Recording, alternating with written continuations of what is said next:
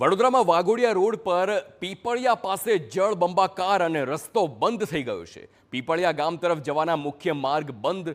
વડોદરા વાઘોડિયા વચ્ચેનો વાહન વ્યવહાર સંપૂર્ણ ઠપ। મુખ્ય રસ્તો બંધ થવાથી અવરજવર કરતા અનેક વાહન ચાલકો ત્યાં ફસાયેલા હોય તેવા દ્રશ્યો અને અત્યારે એવી માહિતી છે। વાઘોડિયા રોડ પર પીપળિયા પાસે જળબંબાકાર અને રસ્તો બંધ। પીપળિયા ગામ તરફ જવાના મુખ્ય માર્ગ બંધ થયો છે। વડોદરા વાઘોડિયા વચ્ચેનો વાહન વ્યવહાર સંપૂર્ણ ઠપ। મુખ્ય રસ્તો બંધ થવાથી અવરજવર કરતા અનેક વાહન ચાલકો પણ એ વિસ્તારમાં ફસાયા હોય તેવી માહિતી અત્યારે લેટેસ્ટ વડોદરાથી સામે આવી રહી છે। આપ જુઓ આ દ્રશ્યો।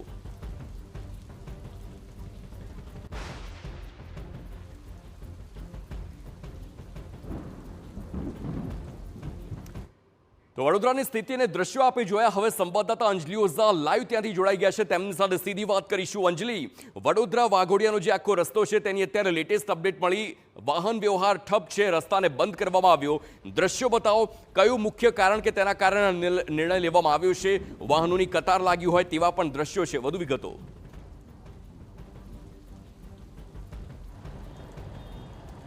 બિલકુલ, જે રીતે વડોદરા શહેર જિલ્લામાં વરસાદનું રેડ એલર્ટ આપવામાં આવ્યું છે। ગઈકાલે આખા દિવસ દરમિયાન વડોદરા શહેર અને જિલ્લામાં સરેરાશ કુલ 3.5 ઇંચથી વધુ વરસાદ વરસ્યો છે। તેવાની વચ્ચે સૌથી વધારે વરસાદ વરસ્યો હોય તો તે ડભોઈમાં છે।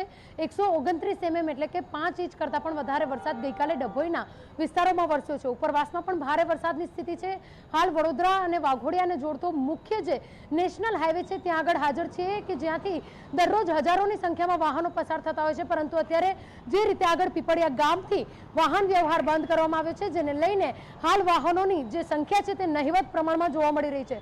બીજું કારણ એ છે કે આજે પણ દિવસભર જે વરસાદનું રેડ એલર્ટ આપવામાં આવ્યું છે કલેક્ટર દ્વારા, જે પ્રકારે આગાહી અને તમામ જે વસ્તુઓ છે તેને ધ્યાનમાં રાખવામાં આવી છે। આ તમામ બાબતોને લઈને પોલીસ દ્વારા જો વધારે વ્યવસ્થાની જરૂર પડે તો બેરિકેટિંગ પણ કરી શકાય તે માટેનું હાઈવે પરનું જે આ બેરિકેટિંગ છે તેને પણ તૈનાત રાખવામાં આવે છે। હાઈવે પર પોલીસને પણ તૈનાત કરવામાં આવી છે કે વાહન વ્યવહાર બંધ કરવો પડે। જે રીતે વરસાદી આફત જોવા મળી રહી છે તેને લઈને વડોદરા જિલ્લામાં કુલ 3 માર્ગો એવા છે કે જેઓ પ્રભાવિત થયા છે। વાઘોડિયાથી ઉત્તમપુરા જતો રોડ કે જ્યાં આગળ પણ પાણી ભરાયા છે, સોખડાથી કુરલ જતો રોડ ત્યાં આગળ પણ પાણી ભરાવાના કારણે માર્ગ બંધ થયો છે, તો ડભોઈના રાજવી તરફ જતો જે માર્ગ છે તેને પણ બંધ કરવાની ફરજ પડી છે। સુમનદીપ વિદ્યાપીઠમાંથી રાત્રે 3 વાગ્યા આસપાસ 150 વિદ્યાર્થીઓને સુરક્ષિત રીતે બહાર કઢાયા। બીજી તરફ જો વાત કરીએ તો ઉપરવાસમાં પણ ભારે વરસાદ છે। તે ભારે વરસાદની સ્થિતિને લઈને દેવ ડેમમાંથી પાણી છોડવામાં આવી રહ્યા છે, જેના કારણે વાઘોડિયાના 14 જેટલા ગામો છે કે જે પ્રભાવિત થયા છે। એ ગામોમાં જે પાણી છે તે ઘૂસી ગયા છે અને તેના કારણે સ્થાનિકોનું સ્થળાંતરની જરૂરિયાત પડે તો તેને લઈને પણ સતત એલર્ટ આપવામાં આવી રહ્યું છે। વડોદરા મહાનગરપાલિકાની કચેરીઓ હોય કે જિલ્લા વહીવટીતંત્રની તમામ જે તલાટી મંત્રીની કચેરી, તેની સાથે સાથે મામલતદારની કચેરી, તમામને રાઉન્ડ ધી ક્લોક 24 કલાક ચાલુ રાખવાના આદેશ આપવામાં આવ્યા છે। હાલ વડોદરા શહેર જિલ્લામાં વરસાદી વિરામ લીધો છે, પરંતુ જે પ્રકારે રેડ એલર્ટ આપવામાં આવ્યું છે શહેર જિલ્લામાં હજુ પણ વાદળછાયું કારા ઘેરાયેલા જે વાદળો છે તે જોવા મળી રહ્યા છે, જેના કારણે તંત્ર દ્વારા લોકોને સાવચેત રહેવાની અપીલ કરવામાં આવી રહી છે। વડોદરા શહેરની જો વાત કરીએ તો આજવા સરોવરનું લેવલ 210 ફીટ પર પહોંચ્યું છે કે હજુ પણ 5 થી 6 ફૂટ સુધી કોઈ પણ પ્રકારની ચિંતાનો માહોલ નથી, તો બીજી તરફ વિશ્વામિત્રીનું જે લેવલ છે તે 15 ફૂટ પર પહોંચ્યું છે। 18 ફૂટ સુધી તેને પણ કોઈ પણ પ્રકારની તકલીફ પડી શકે તેમ નથી, કારણ કે જે પ્રકારે વરસાદ વરસી રહ્યો છે તેના કારણે અનેક જે નીચાણવાળા વિસ્તારો છે ત્યાં આગળ પાણી ભરાવાની સમસ્યા થઈ જતી હોય છે।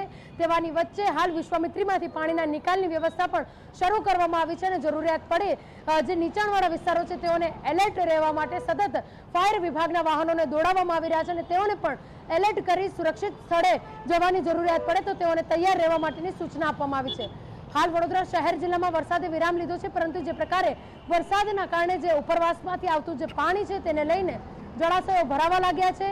ડેમમાંથી પાણી છોડવામાં આવતા નીચાણવાળા જે ગામો છે તે 14 જેટલા ગામો પ્રભાવિત થયા છે અને તેઓને સ્થળાંતર કરવાની જરૂરિયાત પડે તો તે માટે તમામ જે વાહન વ્યવસ્થા છે, બોટ છે, નાવડી છે, તેની સાથે સાથે જે ટ્રેક્ટર અને જેસીબી છે તેને પણ તૈયાર રાખવામાં આવ્યા છે।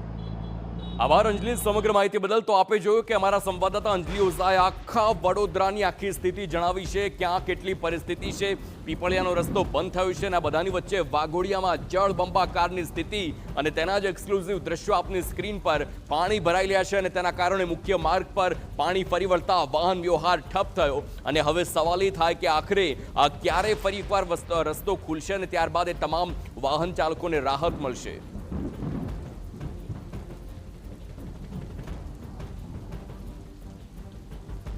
તો આ પ્રકારે પીપળિયા ગામ તરફ જવાના મુખ્ય માર્ગ પર પાણી ફરી વળ્યા અને તેના કારણે અત્યારે રસ્તો બંધ થયો છે. અત્યારે વડોદરામાં વરસાદે વિરામ લીધો હોય, પરંતુ દ્રશ્યો જોઈને એવું લાગી રહ્યું છે કે આ વિરામ લાંબો નહીં ચાલે અને ફરી એકવાર ધોધમાર પડે તેવી શક્યતા. અને બધાની વચ્ચે હવે જોવું રહેશે કે તંત્રની કામગીરીને ત્યારબાદ લોકો કેટલી હાલાકી ભોગવે છે અને કેવી રીતે મદદ પહોંચાડવામાં આવે છે. આ બધા